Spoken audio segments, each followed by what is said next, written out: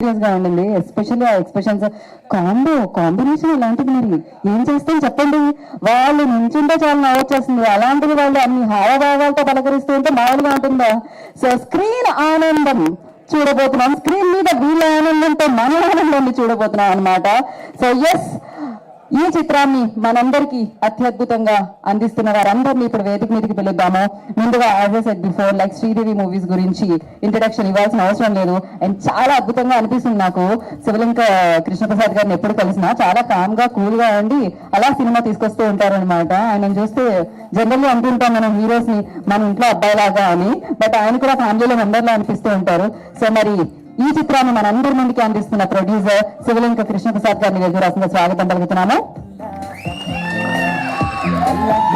So ఈ చిత్రంలోని 2 పాటలు ఆదిత్య మ్యూజిక్ ద్వారా మనందరినీ పలకరించడం జరిగింది. సంచారి అన్న పాట అండ్ సారంగ సారంగ మామూలుగా లేవా 2 పాటలు అనమాట. ఆదిత్య మ్యూజిక్ నుంచి నిరంజన్ గారిని మాధవ్ గారిని కూడా వేడుకను జాయిన్ కోరుకుంటున్నాను.